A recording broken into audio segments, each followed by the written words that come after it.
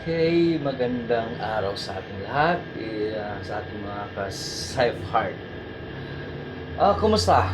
Ito na uli ang yung Kuya Rems. Sa ngayon, pag-uusapan natin ang tungkol sa antas o pagkasunod-sunod kung paano makaiwas sa aksidente o mabawasan. Pero bago ang lahat, gusto ko munang i-share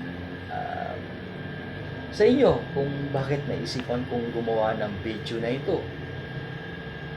Unang-una, kahit sa panaginip, hindi pumasok sa isip ko. Until one day, nagising ako. At pagdungaw ko sa labas, nakita ko ang magandang sikat ng araw.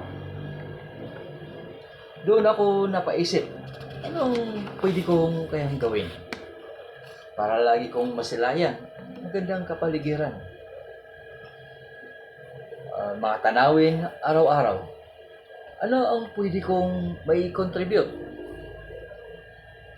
At doon ko na-realize na mayroon akong pwedeng maibahagi sa ating simpleng pamaraan. At dahil sa ako'y isang safety and environmental advocate, bakit hindi ko gagamitin ang kaunting kaalaman at para makapag-share? Lahat tayo ay may likas na talento na binigay ng ating Panginoon. Kaya gamitin natin ito para sa kabutihan.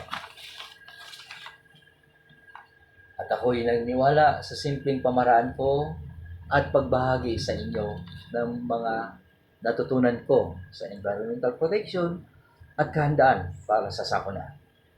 At may kapulutan tayo ng mga aral sa mga ito. May magagawa tayo sa madaling sabi. Okay. So nabanggit ko sa huli kong video yung 5 na antas. Paano natin maiwasan yung sakuna or aksidente o pagkasunod-sunod? Ang una doon ay sa nabanggit ko ay elimination. Ano ito? At paano ito? Alam nyo, napakasimple lamang po. Asilin natin ang mga bagay na sa tingin natin ay nagdudulot ng panganib sa ating paggalaw. Itama o ilagay sa wastong lugar. Example, ang ating mga kagamitan na nakaharang sa mga daanan o anumang bagay na sagabal sa kapaligiran. Kasama na siguro doon si Marites. Pero dinero lang. Pero, oo nga, kung talagang sa tingin nyo ay hazard or panganib sila, abay, alisin nyo na. Okay ba tayo dyan? Okay.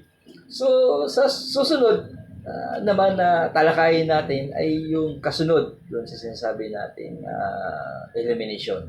So, talakayin natin siguro sa susunod ang substitution. At sa palagay ko, sa paliwanag ko na ito, siguradong maraming magalit sa akin na mga mister o mga misis sa tahanan. Kasi sa salita pa lamang ay substitution. Pero huwag kayo mag-alala. Hindi po ganun yun ang ibig kong sabihin. Okay? Sa susunod ulit na aking i-upload na video.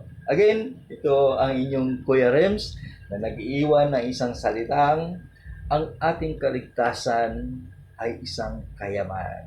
Okay, mga ka-Safe Heart. Okay, bye-bye!